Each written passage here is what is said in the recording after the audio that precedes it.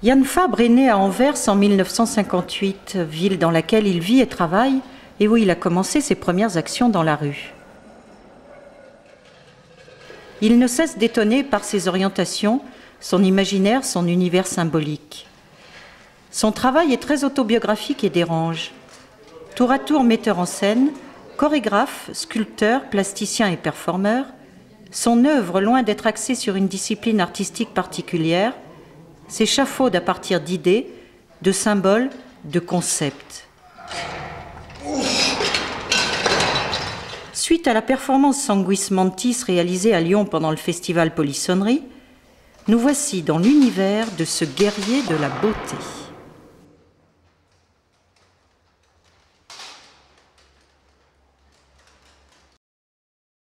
Pour Sanguis Mantis, tu revêts une armure extrêmement lourde réalisée spécialement pour cette action. Pourquoi la tête de cette armure évoque-t-elle un insecte? Because first of all, l'idée de base de mon travail visuel et des dessins que je fais depuis 1977 sont les scarabées, les insectes. Ils ont une espèce de squelette extérieur, comme une carapace. Et nous aussi les humains, peut-être que nous pourrions survivre mieux avec une carapace extérieure, un squelette extérieur. Pour cette performance, c'était une idée de base, d'avoir une sorte de peau qui me permettrait de ne pas me faire mal. J'aime la manière dont les insectes bougent, la manière dont ils font face aux choses. Vers mes 16-17 ans, j'étais une sorte de docteur Frankenstein, avec un laboratoire, et j'inventais de nouvelles espèces d'animaux. Par exemple, je mettais des ailes de mouche sur des vers. En quelque sorte, je créais de nouveaux animaux, une nouvelle espèce de vie. J'étais toujours fasciné par les choses vivantes, et dans un sens, cette fascination concernait le mécanisme de la vie. Ma première expérience a été de prendre une araignée, d'arracher une de ses pattes et d'observer comment elle avançait, puis d'arracher une autre patte et de regarder sa progression.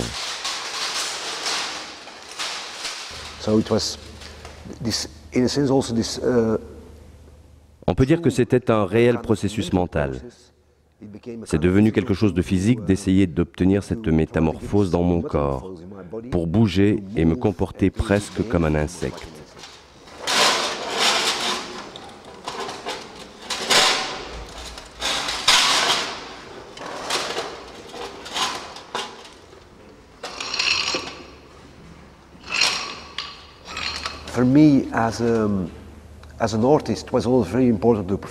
Pour moi, en tant qu'artiste, c'était très important de faire des performances. D'abord parce que la performance est un art qui n'a pas de valeur économique. C'est très important, parce que pour les objets d'art, les chorégraphies ou les opéras, l'argent est nécessaire. Donc les producteurs s'en mêlent et vous devez leur montrer ce que vous faites. Alors qu'en tant que performeur, je fais tout une seule fois.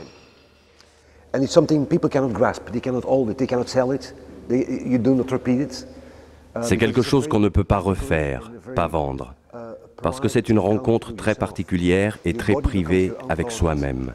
Votre corps devient la cible de votre pensée, et c'est un rite de passage, un rite mental et physique.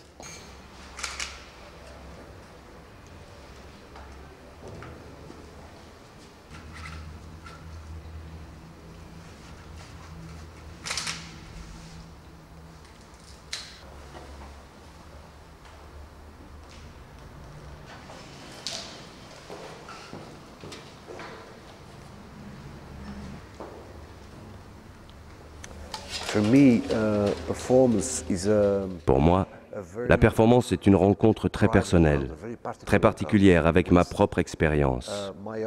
Et en même temps, c'est essayer d'oublier ma propre expérience, essayer de m'éloigner, de prendre de la distance par rapport à ce que je connais. Ce que je veux dire aussi, c'est qu'il n'y a pas de règle établie pour la performance. C'est un moyen grâce auquel vous pouvez franchir les limites, sans les franchir vraiment. Pour moi, la performance, c'est l'idée de base de la consilience. La consilience signifie exactement le point où les choses se rejoignent à partir de disciplines différentes, basées sur une théorie factuelle. C'est ça, la consilience. Et pour moi, la performance est une route vers la consilience.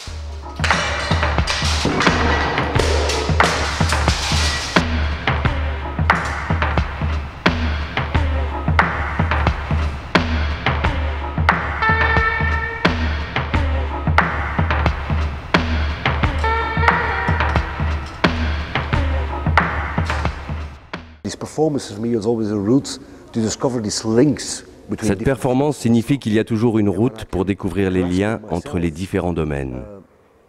Et quand je comprends moi-même, que j'apprends moi-même, il est plus facile pour moi d'expliquer aux autres.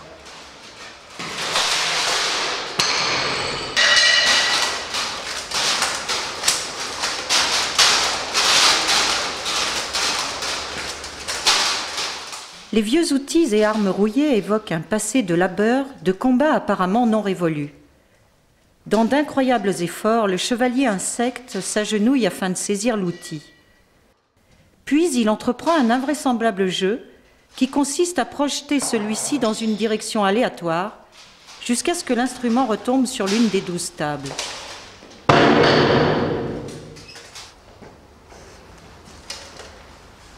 À ce moment, l'artiste se fait prélever du sang par l'infirmière.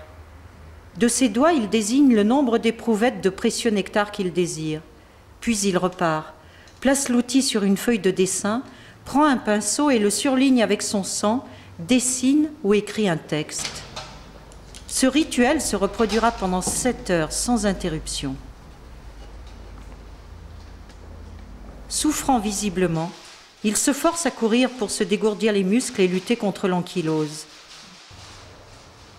Plusieurs éprouvettes plus tard, le chevalier aura accroché et signé sur les murs de nombreux pactes de sang.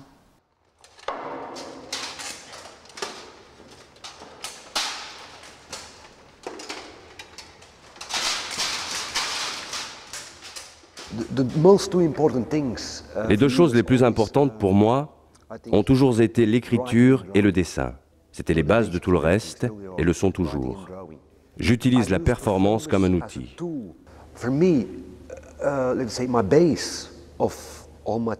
La base de mon travail avec les acteurs et les danseurs provient des performances que j'ai faites dans les années 77, 78, 79, 80. Il y a des tas d'éléments que j'utilise toujours dans mes opéras, chorégraphies, pièces de théâtre, dans la façon dont j'apprends aux danseurs à se tenir sur scène, pour leur apparence, leur concentration, leur éclat. Pour moi, le public est plutôt abstrait. J'ai performé pour 5000 personnes et j'ai performé pour 10 personnes. C'est davantage une exposition pour 5 que pour 20 000 personnes.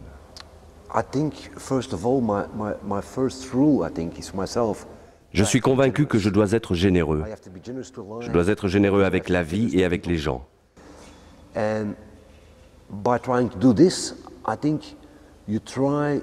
Et en essayant de faire ça, je pense que vous essayez de communiquer avec les autres et en même temps, peut-être, vous essayez de guérir les blessures.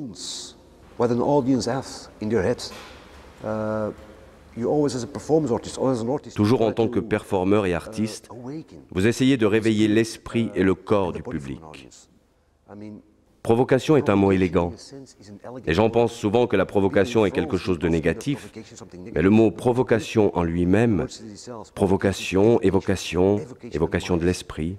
Maintenant, dans le cas de Sanguis Mantis à Lyon, j'étais vraiment tellement fatigué physiquement et mentalement que je voulais être seul. C'est pour cette raison que j'ai emmené le public dehors pour retourner dedans et être seul.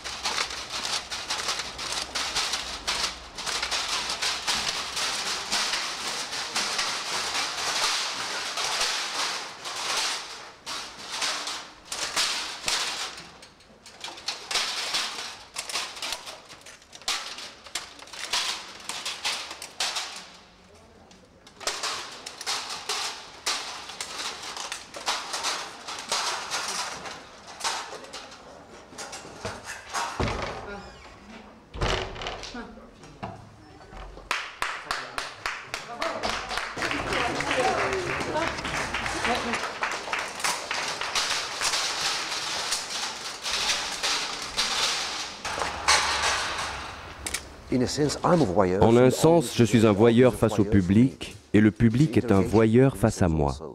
C'est une interrogation.